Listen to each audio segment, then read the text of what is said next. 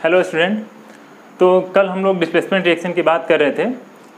हाँ, और इसी के साथ हम ये भी कहेंगे कि धीरे धीरे लोग जुड़ रहे हैं, तो आप सभी लोगों को बताइए और जो करना है करिए, यानी कि लाइक और सब्सक्राइब करिए। तो कल डिस्प्लेसमेंट रिएक्शन में हम लोग ये पढ़े थे कि कॉपर सल्फेट का एक्वा सोल्यूशन था और इसमें हम लोग जब आयरन की नेल डाल रहे थे तो कॉपर सल्फेट सोल्यूशन का जो ब्लू कलर था वो धीरे धीरे गायब हो जा रहा था। ऐसा इसलिए हो रहा था क्योंकि आयरन क्या था, आयरन ज़्यादा एक्टिव था, इसलिए क्या कर रहा था, कॉपर जो कि लेस रिएक्टिव एलिमेंट था उसको डिस्प्लेस कर दे रहा था, इसलिए ऐसा रिएक्शन हो रहा था।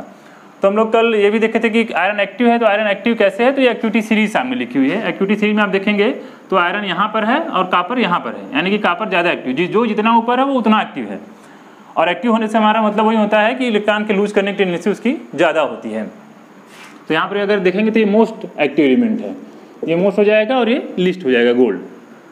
तो इस तरह से अगर और भी एग्जाम्पल देखना चाहें, जैसे मान लीजिए हम लोग क्या लिखते हैं FeSO4 प्लस जिंक, तो क्या बनेगा। अब वहाँ देखिए जिंक आयरन के ऊपर है, तो आयरन के ऊपर है यानी कि मतलब जिंक क्या है, ज़्यादा एक्टिव है। अब जिंक ज़्यादा एक्टिव है तो जाहिर सी बात है आयरन को क्या करेगा, रिप्लेस कर देगा। तो ये बन जाएगा जिंक सल्फेट अब प्लस आयरन डिस्प्लेस हो जाएगा। अब मान लीजिए अगर हम लोग रिएक्शन लिखते हैं ये ZnSO4 प्लस Fe, तो क्या बनेगा। तो अब यहाँ ध्यान देना है क्या बनना चाहिए, तो ये रिएक्शन होगा ही नहीं। क्यों नहीं होगा, क्योंकि यहाँ पर जिंक ज़्यादा एक्टिव है आयरन से, तो इसलिए आयरन इसको डिस्प्लेस नहीं कर पाएगा, इसलिए ये रिएक्शन नहीं हो पाएगा। तो यहाँ तक तो हम लोग कल पढ़े थे। अब इसके आगे हम लोग शुरू करते हैं आज double displacement reaction. Double displacement reaction के जो एग्जाम्पल है वहाँ से भी क्वेश्चन बहुत बार पूछे गए। ये वाला तो हर साल ही मतलब क्वेश्चन किसी न किसी आ ही जाता है। तो ये है double displacement reaction. Double displacement reaction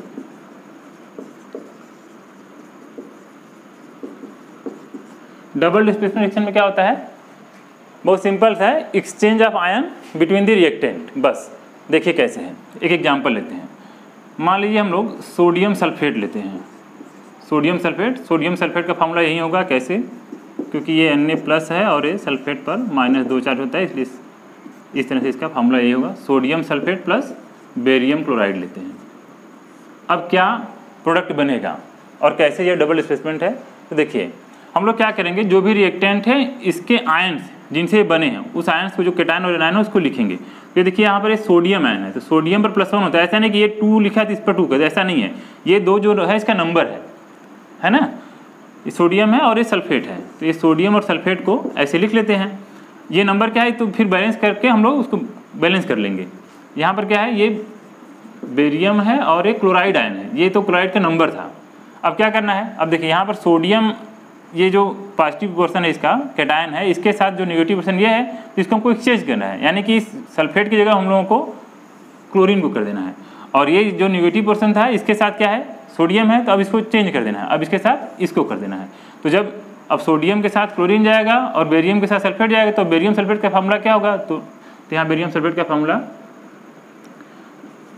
BaSO4 होगा प्लस सोडियम क्लोराइड बनेगा, NaCl बनेगा। और यहाँ पर एक चीज़ और क्या हो रहा है, ये जो बेरियम सल्फेट बन रहा है ये प्रेसिपिटेट बन रहा है, और ऐसी सारी रिएक्शन जिसमें प्रेसिपिटेट बनता है उसको हम लोग प्रेसिपिटेशन रिएक्शन भी कहते हैं। इसका मतलब ये है ना कि ये देखिए जैसे सोडियम सल्फेट है, तो जैसे शुगर वाटर में डिजॉल्व होता है वैसे डिजॉल्व है, यानी एक का सोल्यूशन था ये। और ये बेरियम क्लोराइड भी है, चीनी या शुगर की तरह ये भी डिजॉल्व है, एक का सोल्यूशन है।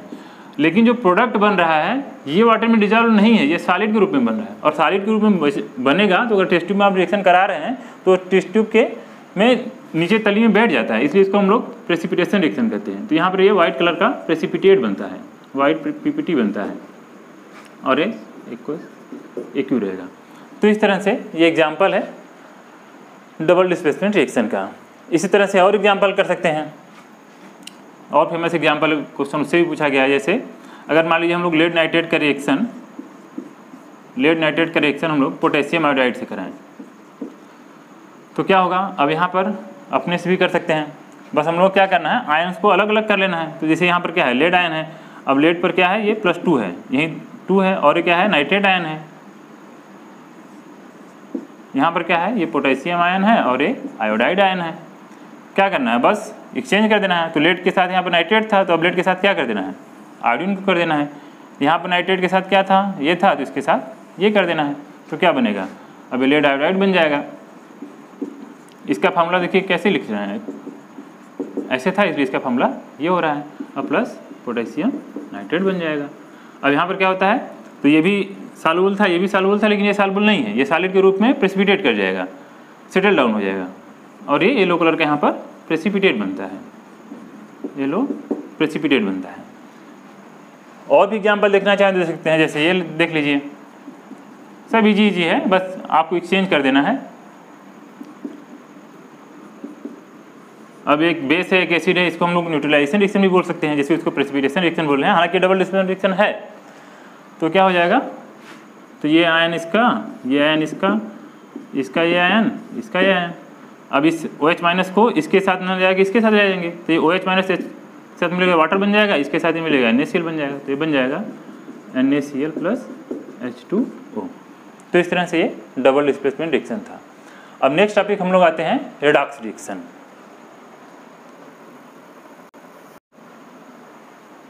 रेडॉक्स रिएक्शन, रेडॉक्स रिएक्शन हम लोग चलते हैं हम।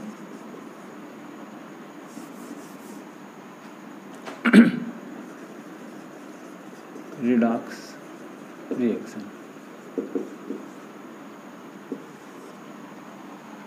देखिए यहाँ पर क्या है, तो रेडॉक्स रिएक्शन दो चीज़ से बना है, रिडक्शन और ऑक्सीडेशन, रिडक्शन और ऑक्सीडेशन। तो रिडक्शन और ऑक्सीडेशन, अब रिडक्शन का क्या मतलब है और ऑक्सीडेशन का क्या मतलब है, तो ऑक्सीडेशन का मतलब होगा कहीं पर भी यदि एडिशन ऑफ ऑक्सीजन हो, addition of oxygen, addition of oxygen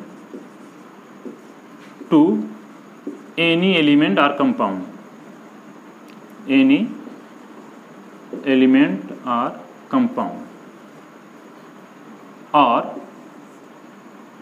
removal of hydrogen, removal of hydrogen, ये ऑक्सीडेशन का डेफिनेशन है। रिडक्शन का क्या है, जस्ट इसका उल्टा, एडिशन ऑफ हाइड्रोजन होगा, addition of hydrogen, addition of hydrogen, और क्या होगा, या removal of oxygen, removal of oxygen.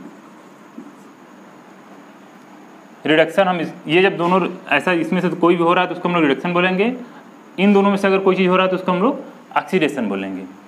लेकिन एक चीज़ और है कि जब कभी भी रिडक्शन होता है तो वहाँ पर ऑक्सीडेशन जरूर होता है, या ऑक्सीडेशन हो रहा है तो रिडक्शन जरूर होता है। एक चीज़ और ध्यान रखना है, ये ओल्ड कॉन्सेप्ट है, जो न्यू कॉन्सेप्ट है वो तो न्यू कॉन्सेप्ट ये कहता है कि अगर कहीं पर लॉस ऑफ इलेक्ट्रॉन हो रहा है, लॉस ऑफ इलेक्ट्रॉन अगर हो रहा है तो उसको हम लोग ऑक्सीडेशन बोलते हैं, और अगर गेन ऑफ इलेक्ट्रॉन हो रहा है तो उसको हम लोग रिडक्शन बोलते हैं। इसको भी हम लोग साथ में देखते चलेंगे, ये मॉडर्न कॉन्सेप्ट है, ये ओल्ड कॉन्सेप्ट है। ये इतना क्लियर होगा ना, बस इसको हम लोग याद रखना है। अब देखते हैं कैसे कैसे होता है। अब इसी में रिड्यूसिंग एजेंट क्या होंगे, ऑक्सीडाइजिंग एजेंट क्या होंगे, उसको भी देखेंगे हम लोग। तो देखिए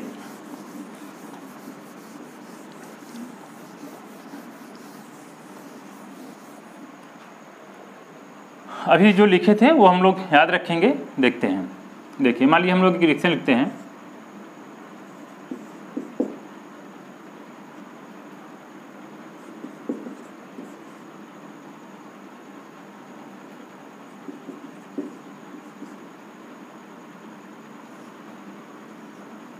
ये रिएक्शन है। अब इस रिएक्शन में क्या होगा, देखिए अब यहाँ पर क्या हो रहा है, ये कॉपर ऑक्साइड है। अब ये कॉपर ऑक्साइड है तो कॉपर ऑक्साइड से क्या बन रहा है, कॉपर बन रहा है। हो क्या रहा है, रिमूवल ऑफ ऑक्सीजन हुआ है। अभी हम लोग लिखे थे ना कि रिमूवल ऑफ ऑक्सीजन होगा तो रिडक्शन होगा, और एडिशन ऑफ ऑक्सीजन होगा तो ऑक्सीडेशन होगा। तो देखिए और यहाँ पर क्या हो रहा है, ये क्या हो रहा है, ये हाइड्रोजन था, हाइड्रोजन में ऑक्सीजन जुड़ा है, तो ऑक्सीजन जुड़ने का प्रोसेस क्या हो गया, ऑक्सीडेशन हो गया। तो ये जो प्रोसेस है ये ऑक्सीडेशन है। जहाँ पर ऑक्सीजन जुड़ता है उसको हम लोग क्या बोलते हैं, ऑक्सीडेशन बोलते हैं, और जहाँ पर ऑक्सीजन का रिमूवल होता है उसको हम लोग रिडक्शन बोलते हैं। तो यहाँ पर ये क्या है, रिडक्शन है। क्लियर।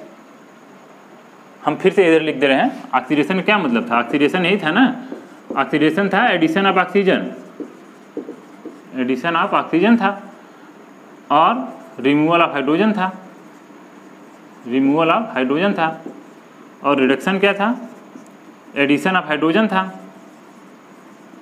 एडिशन ऑफ हाइड्रोजन था, और रिमूवल ऑफ ऑक्सीजन था, रिमूवल ऑफ ऑक्सीजन था।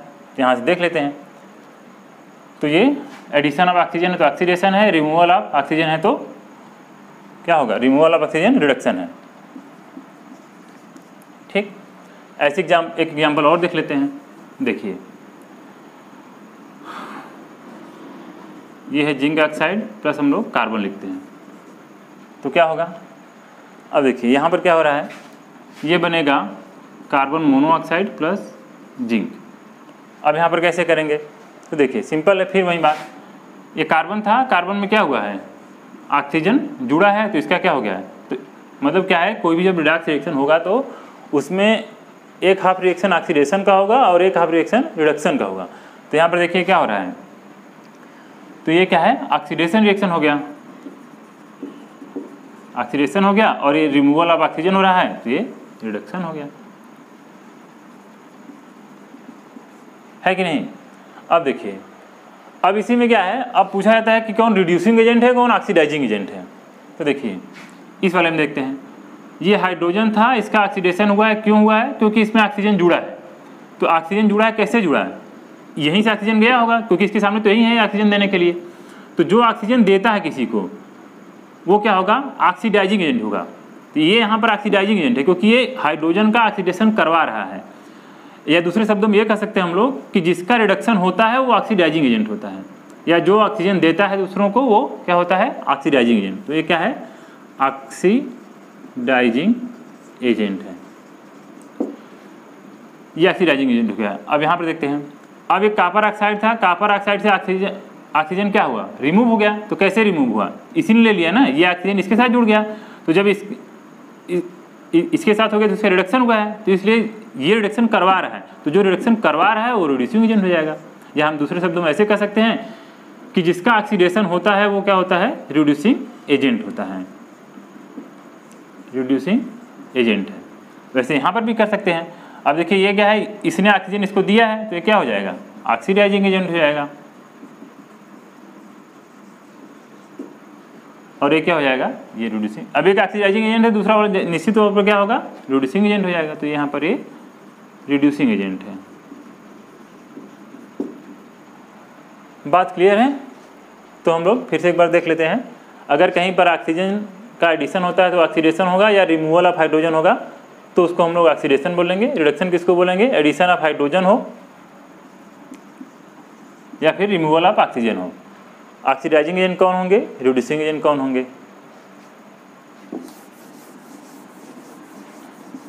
तो ये हो गया हम लोगों का रिडॉक्स रिएक्शन।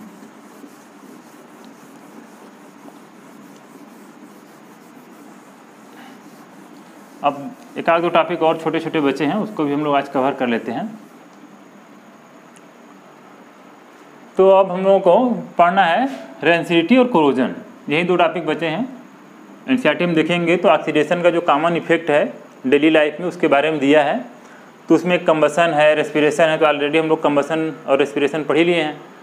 तो उसमें हम लोग को दो टॉपिक केवल कवर करना है, एक है कोरोजन। तो कोरोजन क्या होता है, कोरोजन का मतलब है destruction of metal any how. तो होता क्या है, बहुत सारे मेटल्स होते हैं वो एयर से मॉइस्चर से रिएक्शन कर लेते हैं और उनका डिस्ट्रक्शन हो जाता है, उसी को हम लोग कोरोजन बोलते हैं। इसका एग्जांपल है रस्टिंग ऑफ आयरन का। तो आयरन क्या होता है, ये जो आयरन होता है इन्वायरमेंट में जो ऑक्सीजन है और जो वाटर है उसके साथ क्या करता है, रिएक्शन कर लेता है। रिएक्शन करके कुछ इस तरह से रिएक्शन होता है।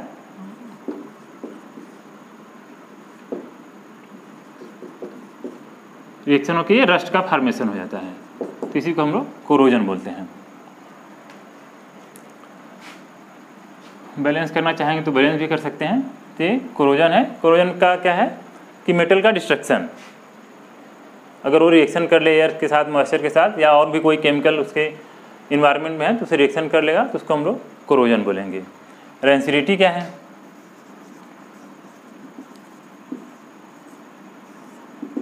रेंसिडिटी का मतलब होता है oxidation of iron. Oxidation of oil. जब ऑयल का ऑक्सीडेशन होता है तो उसमें अनप्लीजेंट स्मेल आने लगती है, उसी को हम लोग बोलते हैं कि ऑयल जो है वो रेंसिड हो गया। तो इसका प्रिवेंशन कैसे करेंगे? अब मान लीजिए कोई चीज़ है, वैसे तो ऑयल प्रिजर्वेटिव का भी वर्क करता है, लेकिन इसका ऑक्सीडेशन भी होता है, तो ऑक्सीडेशन होने की वजह से चीज़ें ख़राब भी हो सकती हैं। तो इसके लिए हम लोग क्या करते हैं कि ऑक्सीजन के साथ जो भी हमारा मटेरियल है, बहुत सारे फूड आइटम्स होते हैं जिनमें ऑयल होता है और उसका ऑक्सीडेशन होने से वो ख़राब हो सकता है। तो हम लोग क्या करना है, वो जो भी हमारा मटेरियल है उसको बचाना है। किससे बचाना है? ऑक्सीजन से बचाना है। तो एक तो आसान सा तरीका है कि हम लोग ऑक्सीजन को जाने ही ना दें। तो ऑक्सीजन लेकिन हर जगह है, तो हम लोग क्या करते हैं, ऑक्सीजन फ्री इन्वायरमेंट में नाइट्रोजन के साथ फिलिंग करते हैं। जैसे कुरकुरे वगैरह के पैकेट आते हैं तो उसमें क्या होता है, वो जो उसमें गैस भरी रहती है तो उसमें क्या करते हैं, ऑक्सीजन को निकाल कर नाइट्रोजन गैस के साथ उसकी फिलिंग कर देते हैं। तो इसमें ऑक्सीजन रहता ही नहीं है और नाइट्रोजन बहुत ही इनएक्टिव होता है, तो रिएक्शन नहीं करता है और जो फूड आइटम होता है काफ़ी दिनों तक सेफ रहता है। या दूसरा क्या करते हैं हम लोग, एडिशन ऑफ एंटीऑक्सीडेंट का हम लोग एडिशन कर देते हैं। तो एंटीऑक्सीडेंट का एडिशन, एंटीऑक्सीडेंट क्या होते हैं, मतलब इसमें ऐसा कोई भी चीज़ मिला दें, अगर ऑक्सीजन है तो पहले ये जो चीज़ हम मिलाए हैं वो ऑक्सीजन के साथ रिएक्शन कर ले, तो हमारा जो फूड आइटम होगा वो बच जाएगा। तो ढेर सारे जो फूड आइटम्स आते हैं उसमें एंटीऑक्सीडेंट पड़े होते हैं।